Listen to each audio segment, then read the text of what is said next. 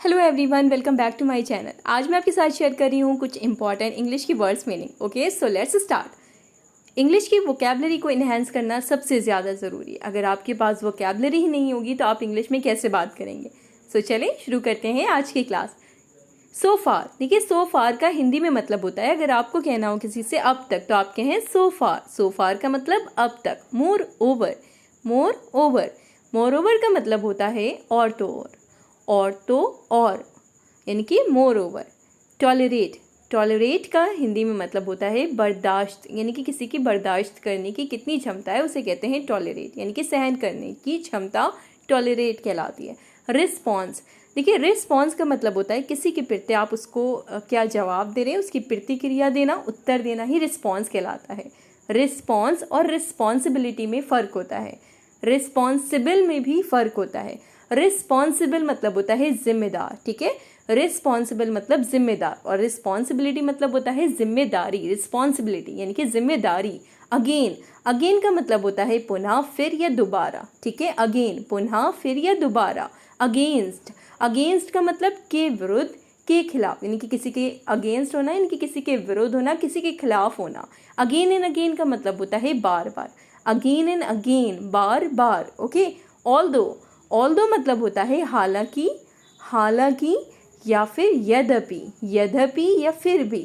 Although, हालांकि, यद्यपि या फिर भी। रियली, रियली मतलब होता है सच में, सचमुच। जब आपको कहना हो किसी से सचमुच, वास्तव में, रियली, तो आप कहें यानी कि रियली, ठीक है। ऑल्दो का मतलब हालांकि, यद्यपि या फिर भी। अगेन एंड अगेन का मतलब बार बार। अगेंस्ट का मतलब के खिलाफ, के विरुद्ध। अगेन का मतलब पुनः, फिर या दोबारा। रिस्पॉन्सिबल का मतलब जिम्मेदार। मूव करते हैं नेक्स्ट स्लाइड पे। फॉर हाउ लॉन्ग, कब से, कितनी देर से या कितने समय से। For how long, okay. Right now, अभी, इसी समय या इसी वक्त। ओके, राइट नाउ, अभी, इसी समय या इसी वक्त। मे बी, मे बी का मतलब शायद या हो सकता है। मे बी हो सकता है या शायद। ऑब्सेशन, ऑब्सेशन का मतलब होता है जुनून, ठीक है, जुनून, ऑब्सेशन, जुनून। सफोकेशन, सफोकेशन का मतलब घुटन या दम घुटना, सांस रुकना, सफोकेशन कहलाता है। सफोकेशन का मतलब घुटन, जब घुटन होने लगती है तो सफोकेशन, यानी कि घुटन की इंग्लिश में, घुटन का इनकी इंग्लिश वर्ड है सफोकेशन। दम घुटना, सांस रुकना, सफोकेशन कहलाता है। मूव करते हैं नेक्स्ट स्लाइड पे। रॉटन, देखिए रॉटन का मतलब होता है सड़ना, सड़ना, ठीक है। रॉटन मतलब सड़ा हुआ, सड़ा हुआ, सड़ना। वेल मैनर्ड, कहते नहीं ये बहुत ही वेल मैनर्ड है, यानी कि बहुत ही तमीज़दार है, तो तमीज़दार या शिष्ट उसे कहते हैं वेल मैनर्ड। इनकरेज, इनकरेज का मतलब होता है किसी को आप बढ़ावा दें, ठीक है, हिम्मत बढ़ाएं किसी की, प्रोत्साहित उसे करें तो उसे कहते हैं इनकरेज। ऑलमोस्ट, लगभग, ऑलमोस्ट का मतलब होता है करीब करीब या लगभग, ऑलमोस्ट। इनकरेज का मतलब प्रोत्साहित करना या हिम्मत बढ़ाना। इनोसेंट, इनोसेंट का मतलब निर्दोष, बेगुनाह या बेकसूर, इनोसेंट।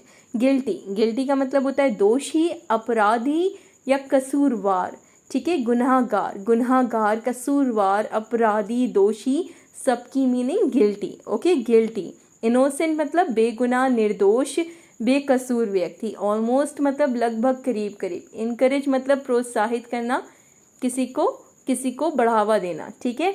मूव करते हैं नेक्स्ट स्लाइड पे। समहाउ, देखिए समहाउ का मतलब होता है जैसे तैसे, किसी तरह से। समहाउ, ठीक है, किसी तरह, जैसे तैसे। एटलीस्ट, एट लीस्ट वंस मतलब होता है कम से कम एक बार, एटलीस्ट वंस। तो एट लीस्ट वंस का मतलब कम से कम एक बार। ओवरऑल, ओवरऑल का मतलब कुल मिलाकर, ओवरऑल की बात की जाए ऐसे बोलते हैं तो ओवरऑल मतलब।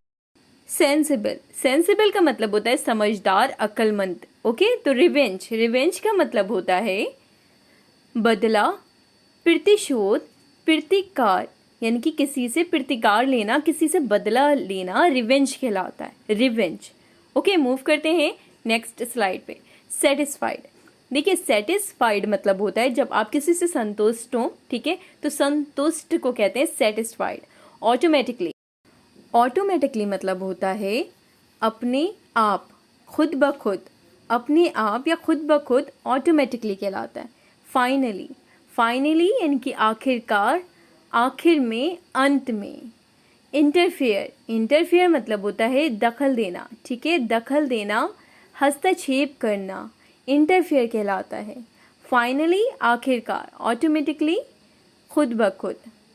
मूव करते हैं नेक्स्ट स्लाइड पे। एडमायर, एडमायर यानी कि किसी की तारीफ करना, सराहना करना, एडमायर कहलाता है।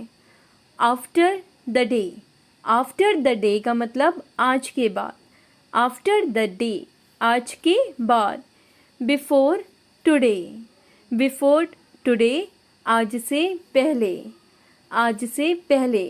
सूनर और लेटर आज नहीं तो कल, देर सवेर, सूनर और लेटर। अदरवाइज अन्यथा, अन्यथा वरना नहीं तो, अदरवाइज। डेफिनेटली, डेफिनेटली का मतलब होता है, डेफिनेटली यानी कि निश्चित रूप से, डेफिनेटली निश्चित रूप से। फॉर अ वाइल मतलब होता है थोड़ी समय के लिए, थोड़ी देर के लिए, ठीक है, थोड़े समय के लिए, थोड़ी देर के लिए फॉर अ वाइल कहलाता है। मूव करते हैं नेक्स्ट स्लाइड पे। एक्यूरेट, एक्यूरेट का मतलब होता है एकदम सही, शुद्ध, सटीक, एक्यूरेट कहलाता है। रैंडम, रैंडम मतलब होता है जब आप बिना कुछ सोचे समझे ही करते हो तो उसे कहते हैं रैंडमली, ठीक है, तो रैंडम का मतलब बिना सोचे समझे। डेस्टिनेशन मतलब होता है मंजिल, यानी कि आपकी डेस्टिनेशन क्या है, आपकी मंजिल क्या है। एसेंशियल, एसेंशियल का मतलब होता है ज़रूरी, ठीक है, आवश्यक, एसेंशियल, अनिवार्य, आवश्यक, एसेंशियल कहलाता है। रिस्की, देखिए रिस्की का मतलब होता है खतरनाक, जोखिम से भरा हुआ, जोखिम से भरा हुआ, खतरे वाला या खतरनाक रिस्की कहलाता है। डिस्क्रिमिनेट यानी कि भेदभाव करना, अंतर करना, पक्षपात करना, डिस्क्रिमिनेट कहलाता है, डिस्क्रिमिनेट। ओके, मूव करते हैं नेक्स्ट स्लाइड पे। नेसेसरली, देखिए नेसेसरी मतलब होता है नेसेसरी यानी कि आवश्यक, ज़रूरी, अनिवार्य, नेसेसरी, ठीक है।